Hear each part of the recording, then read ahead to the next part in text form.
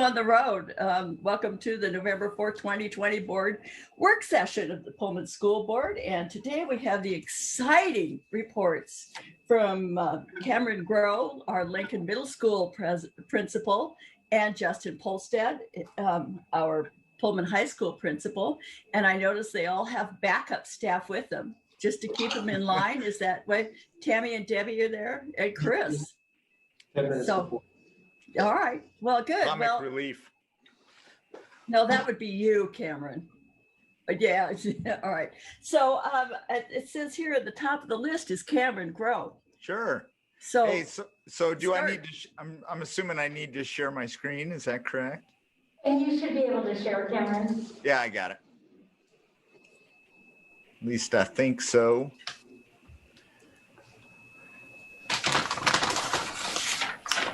You guys see okay or no? Yes. Can you enlarge it a little bit, Cameron? I'll do my best. Thank you. Yeah. Well, really, one of the things that Tammy and I wanted to go over is most of this is very similar to last year's, where we touch base in 4 specific areas: ELA, math, social, emotional, and special education. And so what we did was we really highlighted some changes that we have going on, at least this year, in distance learning. Our target outcomes and measures, we really left the same, mainly because we're hoping to be back at some point when we are. All of those outcomes and measures all play a role once the Cameron, kids are here. Excuse me, Cameron, are you trying to show us something? I can't see it now. It was there, now it's gone, Cameron. There you go. Oh, there we go. Thank you. Much better. Okay, my bad. Thank you. So obviously our specific goals and objectives for English language arts, and as far as we know, at least currently, the SBAC assessment will still be in place. And if it is, we obviously want to make sure we still get improvements there, and that includes each and every grade level. What we've highlighted are some things to where, even though we're in distance learning, we're still going to accomplish, whereas all students will experience at least 2 interim performance task assessments. And that's important for us, as we're able to go through and measure where kids are at with their current standards within their grade level. So we want to make sure that we're doing that, even though if we are still in distance learning. If we do come back in a hybrid state or fully, we'd be able to do that easily within the classroom. Special education students in writing and reading goals will receive collaborative support, interventions, accommodations. That's still all in place, and that includes all of our students we have coming in to our building. Most are coming in 4 days a week, some 2 days a week. So we're able to build in those interventions and accommodations for all of those special education students there. We'll complete at least 2 sessions of the MAPS assessment. We think that's important as well. We just completed 1 session where students are at home completing that assessment. And really what that is to see what has happened over the course of the last 7 months where students have been home. We want to make sure, one, we're at least staying at the same spot that they were before, and hopefully gaining some. So we just finished that assessment for this year, for this fall, and we'll do another one in the wintertime to see where kids are at. And like I mentioned before, our target outcomes and measures, those pieces are still going to be the same, mainly because if we do get those students back, all of these action indicators and so on will stay in place. And I'll give it up to Tammy for mathematics. You're on mute. There we go. Trying to give everybody peace and not have to listen to me. But our math goals are similar. We're continuing the interventions from and with the co-teach model with mathematics, and that has proven to be really, really good for kids. We're seeing some really good results from that. All students will experience 2 interim performance tasks, so we can use that to discuss student results. And then we've got a list of grade level SBA scores, and we're using 2 years ago. We were improving every year in terms of our percentage reaching proficiency. And we just want to aim for it again. And there's a couple more little bullets. We're working towards 60% or more of students making their growth target in MAPS from fall to winter. We were really excited last year, even with all this going on with coronavirus, our algebra concepts class got the highest percentage of meeting their growth target that we've ever had. So yeah, and I'll add to that, Tammy. Just, you know, even though our co-teach model looks different, we're still co-teaching, where we have our special education teacher in the 7th and the 8th grade that are actually providing instruction to that specific class, and that is in both 8th and 7th grade. So one of the things that we're still doing, whether we're distance or not, is when we have those special education students in the building, they're actually in that math classroom. They're in that English language arts classroom along with those teachers while they're teaching the bigger group of kids. They're able to provide that support that they need while they're here in the building. So it's just adding on a little bit for those students who need it the most. it's kind of cool. Cameron got Becky this lecture thing on wheels, and she just like rolls around and talks to her kids while they're, you know, it's pretty cool how they're doing Yeah, it. and so she has her Chromebook, and so she's still able to do everything she needs to do from there. And then the math and the ELA teacher, they're in one spot in those classrooms, and then they'll switch spots again. Really is a true co-teach model, and it looks pretty impressive through distance. So we wanted to let you know we were doing that. A next piece that we were bringing up was really social emotional, and that's one of my biggest concerns right now, and it always is through middle level. But what we're putting here, obviously we do some things that we always do, which is our proud structure. We do our hops and so on, but really we're going to focus on social emotional learning during this distance learning period, and work with our parents really on communication strategies with them and with us. The idea would be, as we're sitting here and going through parent-teacher conferences right now, we're really looking to see what is working for them, what is working for the kids, and then what isn't, and how can we tailor it to those individual families. We're trying to keep communication logs. We're doing a great work on that, as well as participation logs to ensure we're reaching out to families really in a productive way. One of the things Tammy, myself, our counselors are having is daily attendance meetings where we check attendance daily, especially on kids that we flagged to where they missed a number of periods over the course of the first 3 months of the school year.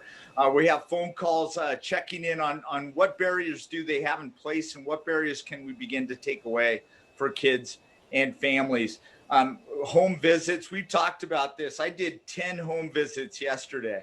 And it's really just to check in with kids to be able to say, one, obviously, how are you doing? How are you feeling? Two, what do you need from us right now? Three, how can I help you get onto those Zoom calls and be able to jump in and be productive right now?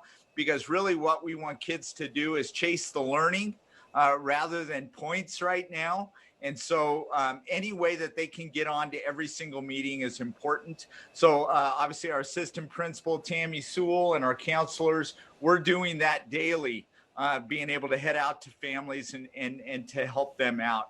And then obviously continued communication as far as email, phone calls. And one thing we're really trying to step up right now is social media. And it's not just Twitter for me. We have our office staff that's jumping in and really doing a great job of communication. It's one thing that we've talked about, especially being away from the kids. But we've had a lot of emails recently that have said, hey, thank you so much. You guys are reaching out and you're doing it in the right way. We want to know for those families maybe where it isn't the right way and be able to adjust for them as well. So we continue all of those pieces. And our special education achievement, that really should be embedded in everything else that we're doing. And that's why we brought that up in both the ELA and for math. And all of these processes that we put in place for our special education achievement, all of that continues while we're in distance learning, and we're hoping to get as many kids as we can in the building, at least currently, to be able to take away some barriers that we have for our most high needs kids. So That's all I have for you. It's Tammy. Do you want to add anything else? Well, the only thing is we were excited. We've taken about on our hit list of the kids or our hot list, however you think about the kids that are really struggling in attendance trouble. We've taken about 8 kids off the list over the last week. So Yeah, what's happening is they're starting to get onto Zooms, and they're starting to listen. We want you to start small. Let's get onto every Zoom, and then let's start producing some things that really produces learning for kids. So, any questions for either Tammy or myself? Cameron, on the home visits, I like that idea. Is that once per week, or what are you doing it ad hoc, or? We're really doing it every day. A lot of it has to do with, I mean, Tammy and I are here, and obviously we jump into Zooms and we're able to be in there with kids, but we have opportunities to get out and about. So for example, Jim, I jump into a classroom and I have a list of about 15 kids that are my kids. Okay. And so Tammy has 15, Paula, Susan has 15 each. And one of the things we're doing is jumping into their first period class. If they're not there, we'll make a phone call. If we don't get through on a phone call, we'll run to their home. The goal is to get them on every single time. And we can't do it every day. But one of the things, I did 10 yesterday. I didn't do any today, but I did 4 on Monday. So it kind of gives you an idea of where we're going. We're doing it out of need, yes. But we're finding ways to get to houses and apartments and trailer homes as much as we can. Good. Thank you. Thank you both. Yeah.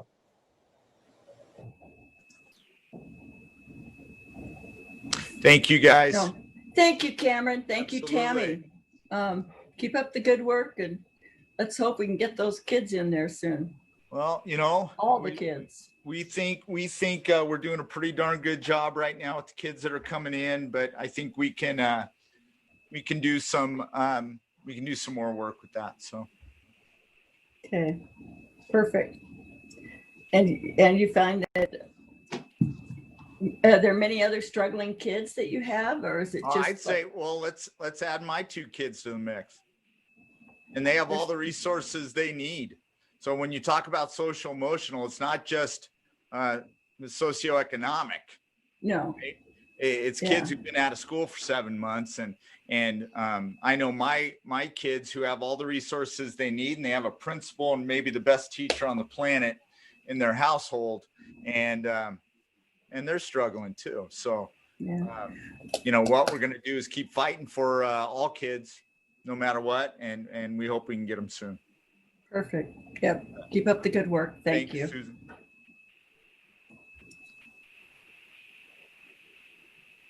Any other questions for Cameron or Tammy? All right, well then we can move on to the next exciting administrative team, and that would be our Pullman High School. I know Cameron's such a tough act to follow, but with any luck, Justin can come up with something. I don't know, Susan. That's hard to follow that, especially when he claims he's going to go for 5 minutes. He goes for 14, but. Well, I know, but we know that that's Cameron's idea of 5 minutes, so we're used to that.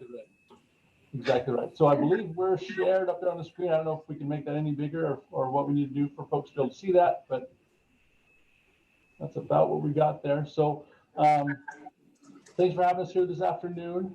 Debbie, Chris, and I will all take turns speaking here, and we will do our best to keep this short and to the point. Obviously, our priority is to see all of our students graduate.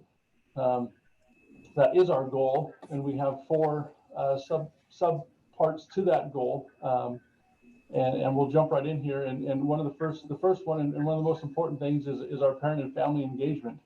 Now you'll notice that some of these things that we discuss are in current relation to our situation with COVID, but also there's a piece of when we return, what some of these things will fall into place as we bring students back into the building. So for this year, in our current distance situation, parent-family engagement has become as important as ever, and we're really being consistent in consistent communication with our families, especially those students that are not finding success.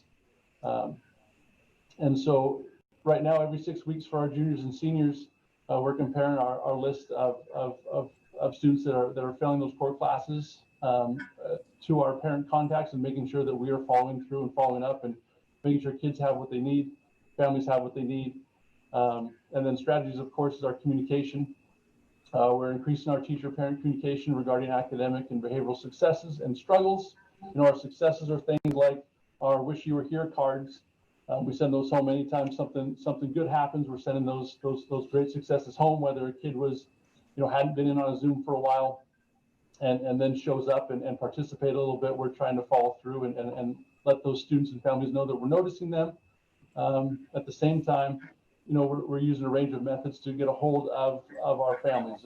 As you can see, email, phone calls, letters, home visits, formal meetings, and trying to keep that two-way communication going for our families.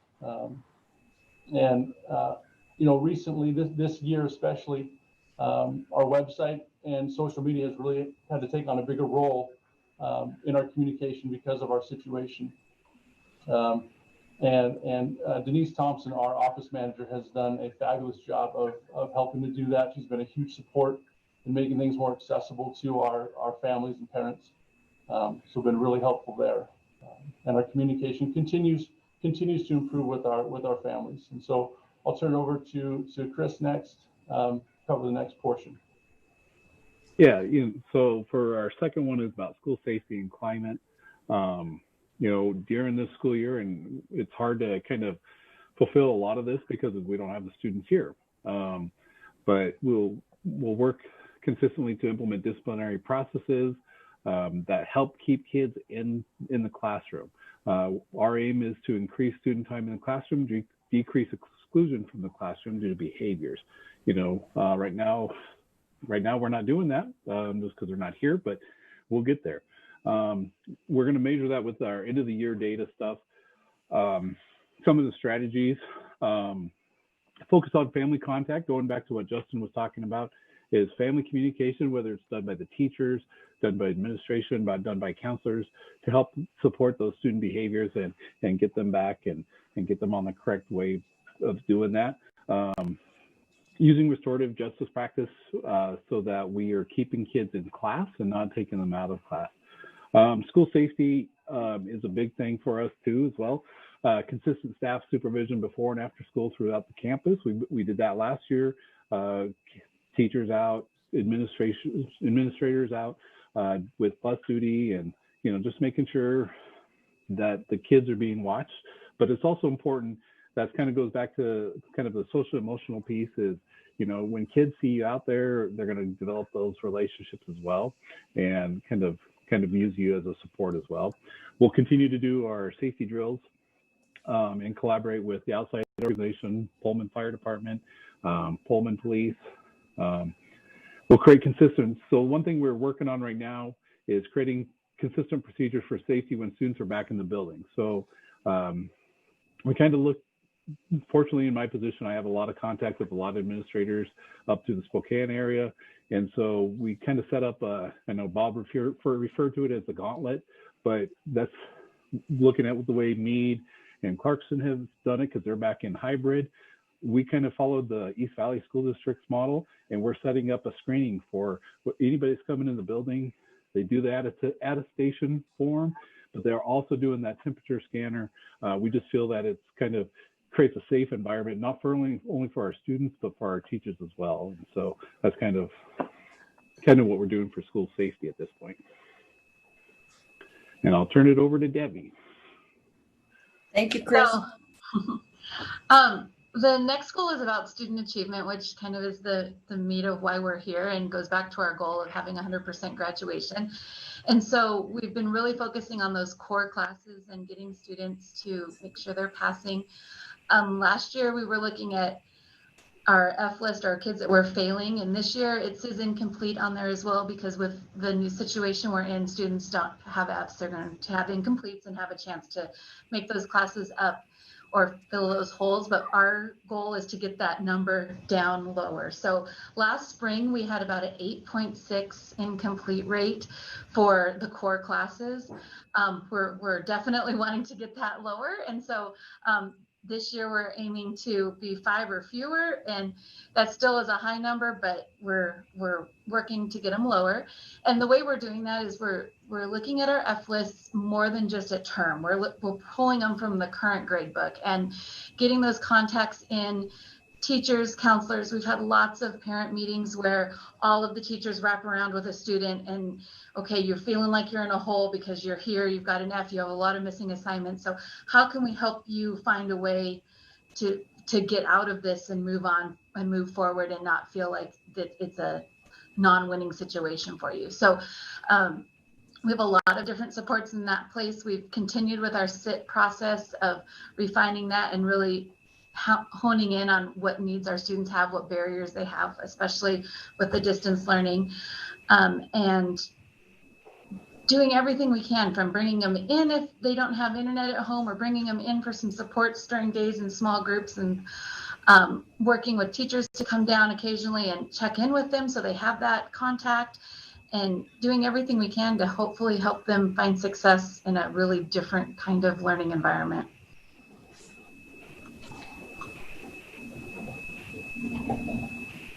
You muted. Our fourth piece deals with communication, staff development, and again, that all ties back into our main goal of working towards getting our students towards graduation, and of course improving what we do to help our students. And a big piece of that is peer observation and professional development, both in and out of the department. That's really helping to strengthen our teachers, their skills right now, and especially in the situation we're in, where we've had so many folks, of course, throughout the district who have had to learn a new system, Google Classroom for us. So we've had a lot of peer professional development. We early on in the year purchased online platform called Pear Deck, which has been incredibly helpful for our staff and for our students. It's increased engagement quite a bit. We get a lot of positive feedback from our staff and our students in regards to that. And part of that PD was our own staff members who had gone through a little bit of training and practiced up on it,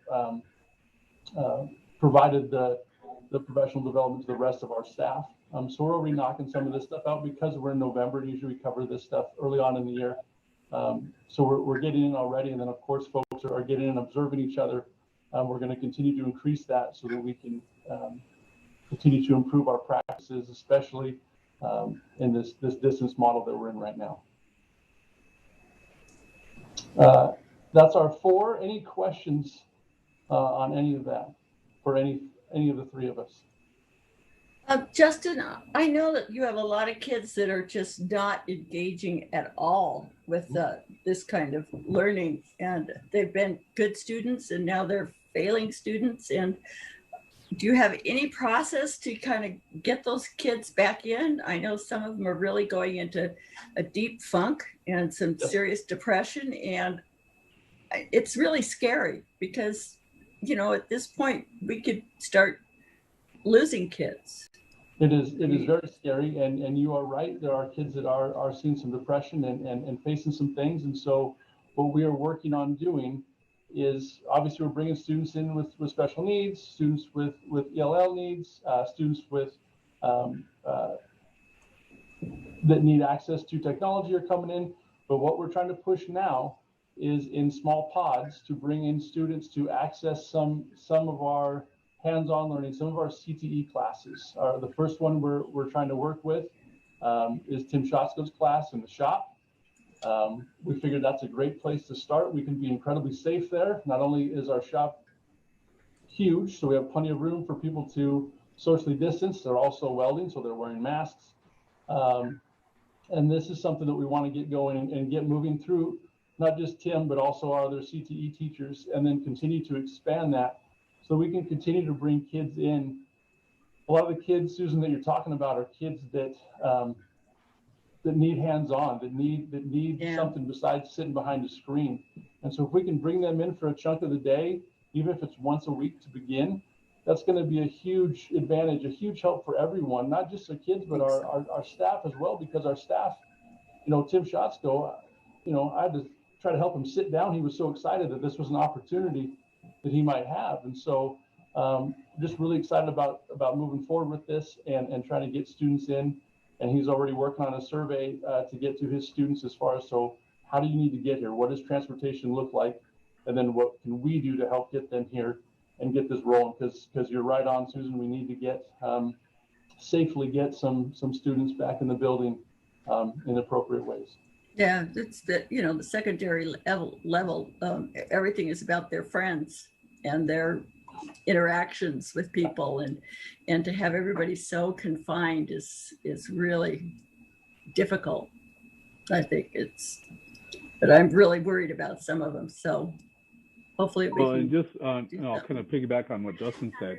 I mean, with CTE and stuff, but also, I mean, currently we have kind of out of season coaching that the WI is allowing. So our coaches are reaching out to students.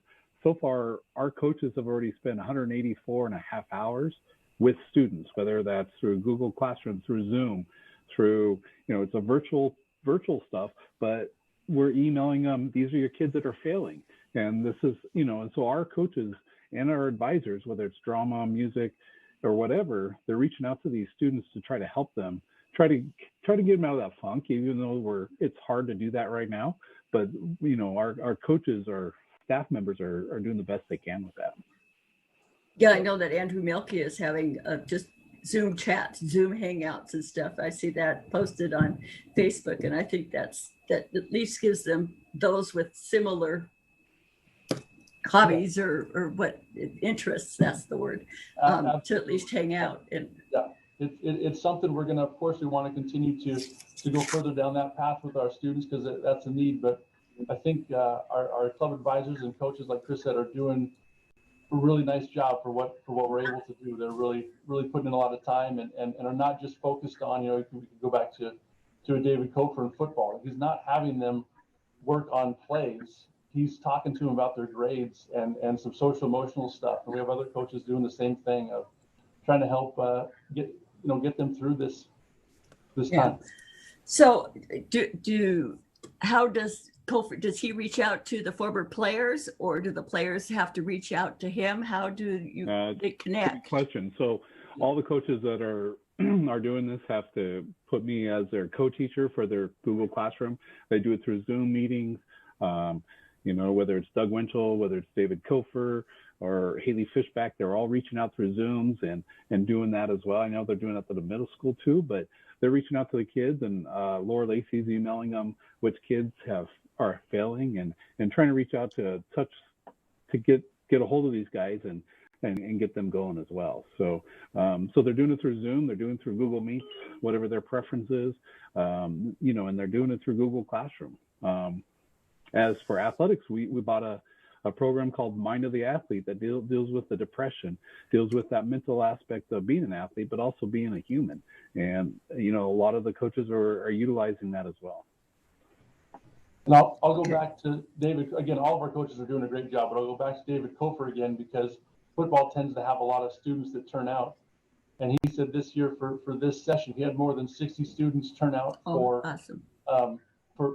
this digital experience of football. And that's more kids than he's had in the past turn out to actually physically play the sport. And so obviously we have students that need this and want this. And you know, thank you to Chris for organizing this and making it run so smoothly. But obviously a need for our kids. Perfect. Thank you. Well, it's just nice to know there's some things going on that I just keep spreading the word, because, you know, some parents may not be aware, and I want to make sure that everybody knows that there is help out for these kids, because it's really scary. It is. And that goes back to the first piece we talked about is we're trying to pump that out hard to everybody through our communication to our parents and families, and make sure they're aware of everything that we have going on and all the opportunities, although they look different, all the opportunities we have available for our kids.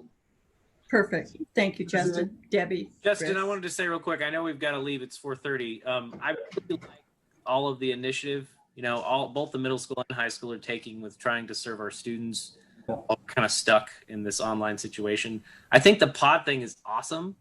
I mean, like, that is a really great idea to start trying to bring in people. And this is probably a Bob question, but given that the recommendation is only K-5 right now, I mean, how are we planning through opening access to different rooms and stuff at the high school? So one of the things that I've been working with the health department and working with Justin and in particular Tim is taking a look at a pod concept in the interim until or when we are able to bring back hybrid at the secondary level. And we would follow the model that we've been very successful with bringing in our second language learners, our students with special needs, and our students with no internet access. So again, groups or pods that are very small that we then in the greatest need, or in this case with hands-on, it's hard to teach welding when you don't have a welder at home. And so we've also talked about the same concept with students that are struggling, whether that be academically or emotionally, and setting up a similar pod type. So it's all in the works right now. We're doing surveys, and we'll be continuing to pursue that as we move forward. Thanks. Thank you. Any other questions of this esteemed group? Yeah, I had a question. Justin, I'll just email you, okay? Okay. And then you can reply to the board. It's about teacher morale, okay? Will do. Thank you. Yep. Thank you, Justin, Chris, Debbie, Tammy, Cameron. Thank you so much for the very concise and succinct presentation tonight. Thank you. Justin went longer than I did. But who's counting? He was asked questions minutes, though. but fine. We were answering questions, so we're good. Totally fine. It was 14 before that. Thank you guys. I appreciate you. Thank you. Cameron, you're a pill. I am. Thanks, everybody. Yeah. Bye. Bye. Bob, do we need to go to the new link or do we just stay on? So you guys will move to Zoom link number 2. Zoom link. All right. It starts with partnersandleadership.com. So go to Zoom link number 2.